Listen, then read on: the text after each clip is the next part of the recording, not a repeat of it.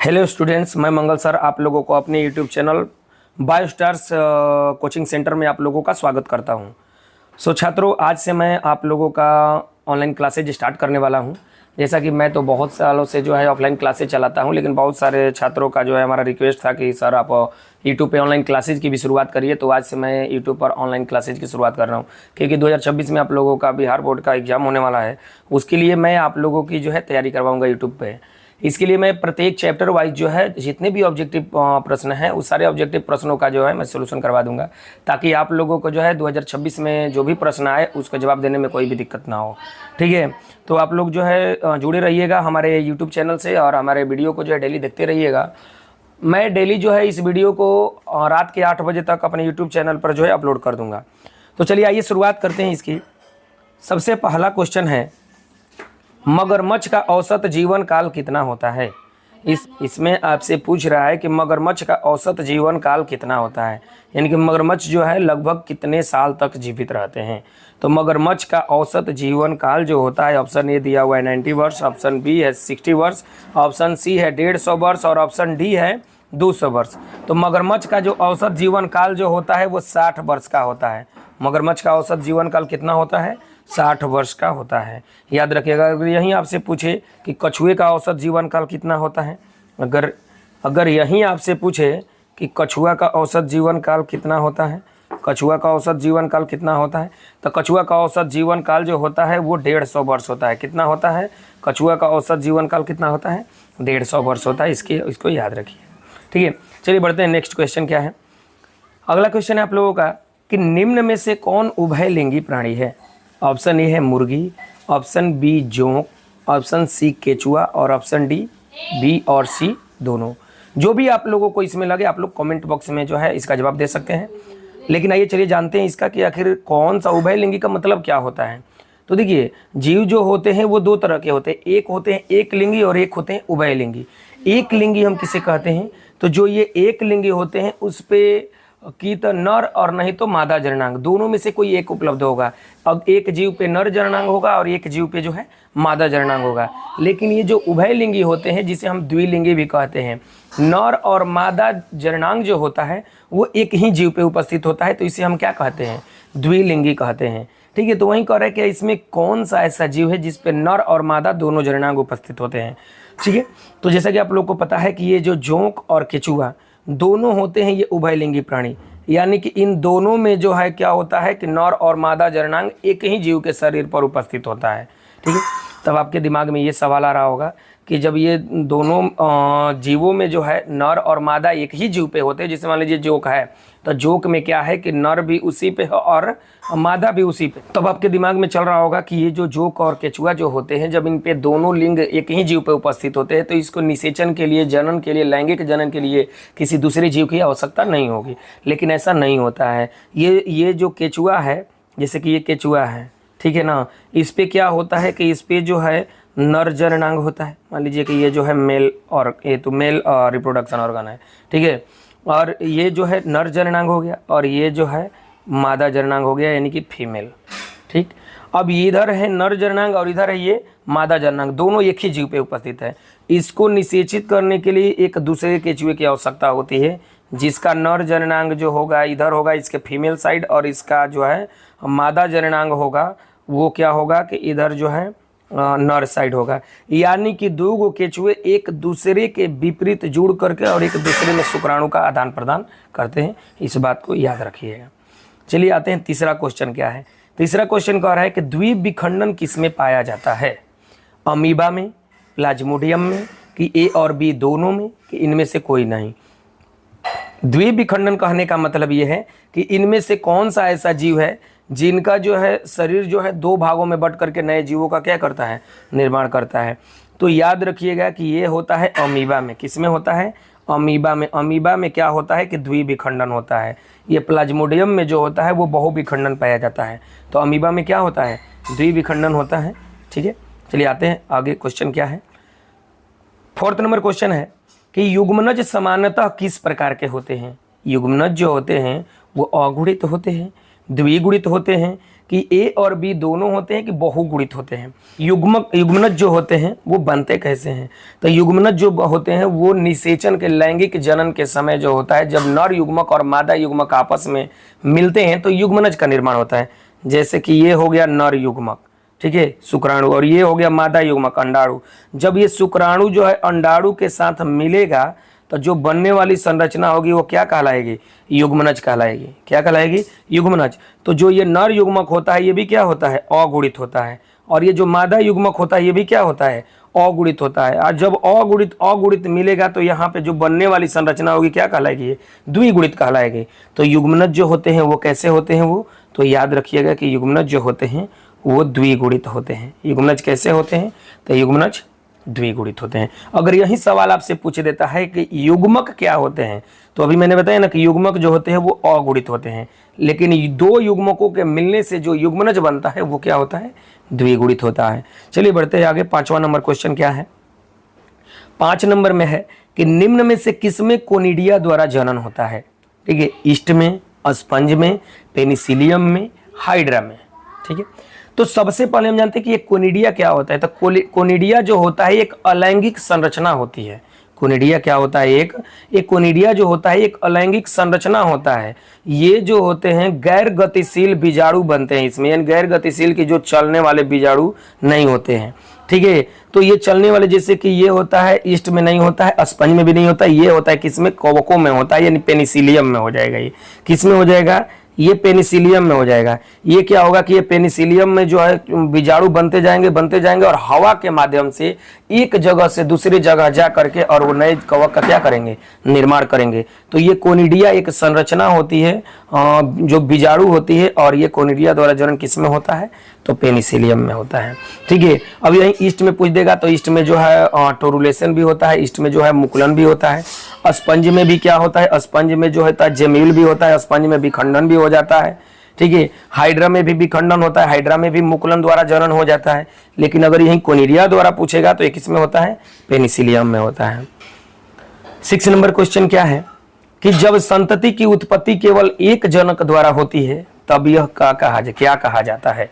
ठीक है, आपसे पूछ रहा है क्वेश्चन 6 नंबर कि जब संतति की उत्पत्ति, संतति मतलब संतान जो होता है केवल एकल जनक द्वारा, यानी कि एक ही कोई जनक है और उसी जनक से जो है एक नए संतति का निर्माण हो रहा है, यानी कि इसमें कोई दूसरे जनक की आवश्यकता नहीं है। एक जीव जो है अपने जैसे समान संतति का क्या कर रहा है? निर्माण कर रहा है, तो उसी को हम बोलते हैं एक जनक। तो ये क्या है? यानी कि लैंगिक जनन क्या होता है कि जब दो जीव जनक आपस में मिलते हैं, निषेचन क्रिया करते हैं, तो वो क्या होता है? वो लैंगिक जनन कहलाता है। लेकिन जब अगर कोई एकल जीव जनक अपने ही समान संतति का निर्माण करता है तो उसे हम क्या कहते हैं? उसे अलैंगिक जनन कहते हैं। ठीक है, 7वां नंबर क्वेश्चन क्या है? कह रहा है कि धान के युग्मक में गुणसूत्रों की संख्या कितनी होती है?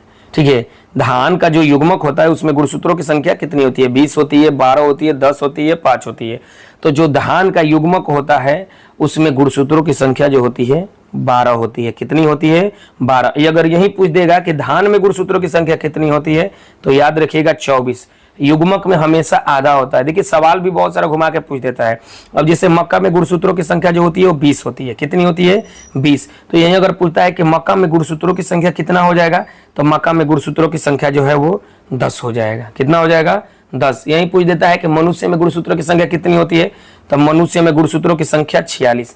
देखिए एग्जाम में आपसे इस तरीके से भी प्रश्न पूछ देते हैं कि मनुष्य के युग्मकों में गुणसूत्रों की संख्या, तो बहुत सारे बच्चे जो है गलती करके चले आते हैं, वो 46 करके चले आते हैं, जबकि सवाल पूछा हुआ है कि मनुष्य के युग्मक में गुणसूत्रों की संख्या पूछ रहा है, तो मनुष्य के युग्मक में गुणसूत्रों की संख्या कितनी हो जाएगी? 23 हो जाएगा। यानी कि हमेशा युग्मक क्या होगा कि मूल गुणसूत्रों की संख्या से आधा हो जाएगा। ठीक है, चलिए बढ़ते आगे। 8 नंबर क्वेश्चन क्या है? जन्म से मृत्यु के बीच की अवधि को क्या कहते हैं? तो ये जो जन्म से मृत्यु के बीच की जो अवधि होती है उसे हम क्या कहते हैं? तो उसे जीवन अवधि या फिर जीवन काल कहते हैं। क्या कहते हैं? जीवन काल कहते हैं। जन्म दर तो होगा नहीं, मृत्यु तो होगा नहीं, जीवन चक्र तो होगा नहीं, क्योंकि जीवन चक्र में क्या होता है कि वो जन्म से लेकर के और ये मृत्यु तक उसमें कौन कौन से परिवर्तन हुए जीवन चक्र होता है। लेकिन यहाँ पे समय की बात किया जा रहा है, तो वो क्या होता है कि जन्म से लेकर के मृत्यु तक के बीच का जो समय होता है उसे हम जीवन काल कहते हैं। क्या कहते हैं? जीवन काल कहते हैं। चलिए बढ़ते हैं आगे। क्वेश्चन नंबर 9 क्या है कि बंगाल का आतंक निम्नलिखित में से किसे कहा जाता है? ठीक है, तो बंगाल का आतंक जो होता है वो कहा जाता है जलकुंभी को। ठीक है, बंगाल का आतंक किसे कहा जाता है? जलकुंभी को कहा जाता है। अब आपके दिमाग में होगा कि ये बंगाल का आतंक जलकुंभी को क्यों कहा जाता है? क्योंकि ये जो है ये भारत का जो है पौधा नहीं था, ये एक पौधा है, जलीय पौधा है। इसको जो है दूसरे देश से ले आया गया था। ठीक है, अब इसको दूसरे देश से ला करके और बंगाल में इसको डाल दिया में जो है। अब देखिए क्या हुआ कि ये जहां पे दूसरे देश में रह रहा था वहां का वातावरण कुछ और था, और जब भारत में लाकर इसको बंगाल में डाला गया तो यहाँ का जो है वातावरण कुछ और हुआ। तो ये वातावरण परिवर्तन की वजह से इसमें क्या हुआ कि जलकुंभी में जो है अनियंत्रित विभाजन होकर खूब वृद्धि करने लगा और कुछ ही समय में पूरे जलाशय को छेक लिया। ठीक है, पूरे जलाशय को छेक लिया। अब कहेगा कि इससे नुकसान क्या हुआ? तो जितने भी जलीय जीव थे उनको नुकसान होने लगा, वो मरने लगे, क्योंकि ये जल में जो है जितने खनिजीय पदार्थ होते हैं, ऑक्सीजन होते हैं, वो सारा ऑक्सीजन को जो है ये जलकुंभी जो है सोख लेता है, जिसके वजह से जलीय जीव को नुकसान पहुंचने लगा। इसीलिए इसको हम बंगाल का आतंक कहते हैं। ठीक है, तो याद रखिएगा कि बंगाल का आतंक किसे कहते हैं? तो जलकुंभी को कहा जाता है। चलिए आते 10वां क्वेश्चन। आलू में कायिक प्रवर्धन किसके द्वारा होता है? ठीक है, ये 2025 का पूछा गया प्रश्न है कि ये आलू में जो होता है यानी कायिक प्रवर्धन जो होता है वो कैसे होता है। ऑप्शन दिया हुआ है ए राइजोम द्वारा, ऑप्शन बी दिया हुआ है जड़ द्वारा, ऑप्शन सी दिया हुआ है कंद द्वारा, और ऑप्शन डी दिया हुआ है बल्ब द्वारा। तो याद रखिएगा कि आलू में जो जनन होता है वो होता है कंद द्वारा, यानी जिसको हम बोलते हैं ट्यूबर। क्या बोलते हैं जिसे हम? यानी जिसको हम बोलते हैं ट्यूबर बोलते हैं। क्या बोलते हैं इसको हम?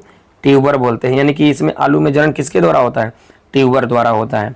ठीक है, तो याद रखिएगा आलू में जनन जो होता है वो ट्यूबर द्वारा होता है। ये राइजोम पूछ देगा तो प्रकंद द्वारा जो होता है, तो ये अदरक में होता है, हल्दी में होता है, किसके द्वारा? ये प्रकंद द्वारा होता है, जिसको हम राइजोम बोलते हैं। ठीक है, और ये जड़ द्वारा होता है। गाजर में, मूली में, डहलिया में किसके द्वारा होता है? ये जड़ द्वारा होता है। अगर ये आपसे पूछे कि ये बल्ब द्वारा जनन, तो लहसुन प्याज में किसके द्वारा होता है? बल्ब यानी कि सलकंद द्वारा जनन होता है। याद रखिएगा ये। ठीक है, तो वैसे अभी इस क्वेश्चन का जवाब क्या हो जाएगा? कंद, ऑप्शन नंबर सी। चलिए आगे बढ़ते हैं।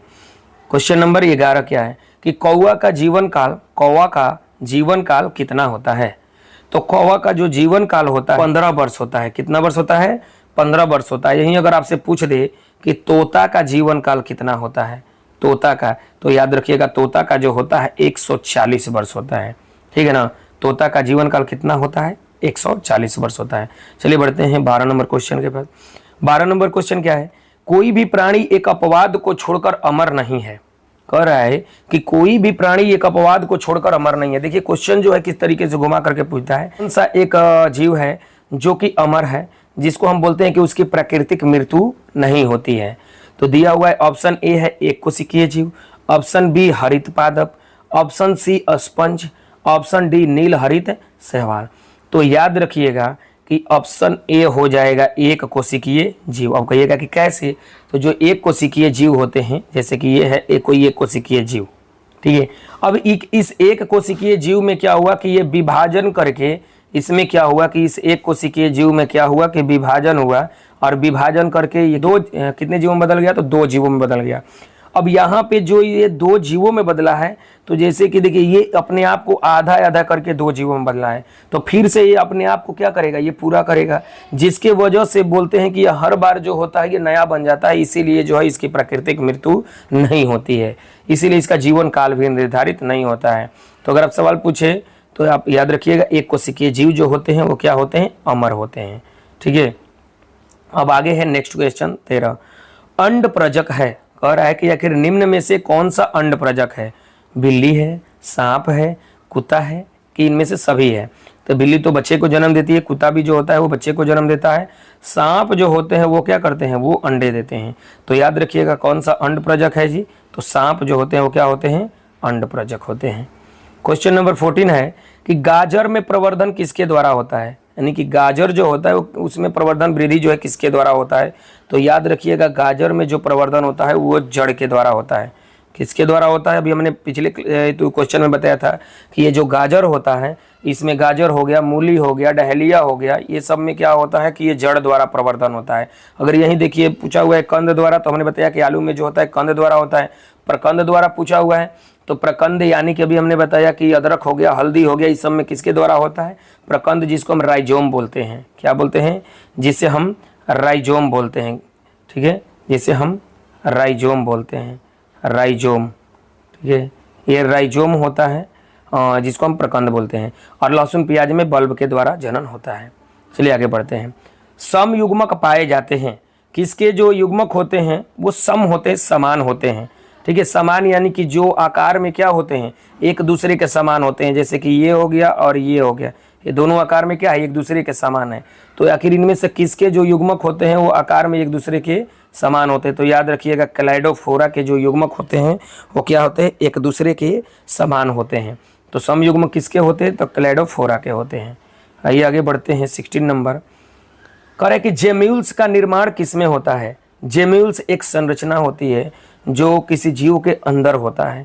ठीक है, तो ये जो जेम्यूल्स बनता है वो बनता है किसमें? अस्पंज में बनता है। किसमें बनता है? अस्पंज में। ये जो जब अस्पंज क्या होता है कि ये पोरीफेरा का जीव है, और जब इनको प्रतिकूल परिस्थिति मिलती है, जब ज़्यादा ठंडी लगती है, फिर पानी की कमी होती है, तो उस समय क्या होता है कि इनके अंदर जो होती है कोशिकाएं विभाजन करके मोटी परत का निर्माण करती है, और वहीं अनुकूल परिस्थिति में जो है नए नए स्पंज का निर्माण होता है उससे। ठीक है, तो जेम्यूल का निर्माण किसमें होता है? तो अस्पंज में होता है। ठीक है, आगे है 17 नंबर। जब नर और मादा युग्मक में संलयन होता है तब यह क्या कहलाता है? ठीक है, जब नर और मादा युग्मक में संलयन होता है तो इसे कौन सा जनन कहते हैं हम? अलैंगिक जनन कहते हैं, लैंगिक जनन कहते हैं, कायिक जनन कहते हैं कि मुकुलन कहते हैं? ठीक है, तो अभी हमने बताया कि जब अगर केवल एक जीव जनक होगा तो उसे हम अलैंगिक जनन कहेंगे, और जब दो जीव जनक होगा यानी कि नर और मादा, यहाँ पे दो जीव जनक होगा तो इसे हम क्या कहेंगे? लैंगिक जनन कहेंगे। क्या कहेंगे? लैंगिक जनन कहेंगे। ठीक है, चलिए आते हैं 18 नंबर क्वेश्चन। मध्य चक्र पाया जाता है। ये मध्य चक्र जो होता है वो किस में पाया जाता है? तो सबसे पहले हम जानते हैं कि मध्य चक्र होता क्या है। मध्य चक्र क्या होता है कि एक ऐसा समय होता है जो कुछ जीव ऐसे होते हैं जो एक निश्चित समय पर ही जनन की क्रिया करते हैं। ठीक है, एक निश्चित समय पर ही जिनमें निषेचन की क्रिया हो सकती है।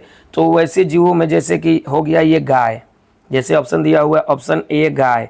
गाय में जो होता है वो जो होता है एक विशेष समय पर ही इनमें निषेचन की क्रिया कराई जा सकती है। ठीक है, बाकी बंदर और एप्स में जो होता है ये मासिक चक्र होता है, ऋतु स्राव होता है इसमें।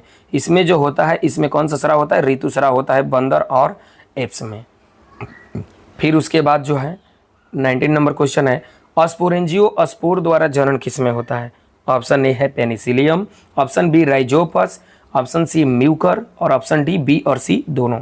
तो देखिए ये अस्पोरेंजियो स्पोर क्या होता है कि एक अस्पोरेंजियम होता है, यानी कि एक अस्पोरेंजियम होता है, एक बीजाणुधानी होती है, और इसी में क्या होता है कि ये अस्पोरेंजियो स्पोर इसी में क्या बनते हैं? स्पोर बनते हैं, और वहीं स्पोर बाहर निकल करके और नए नए जीवों का क्या करते हैं?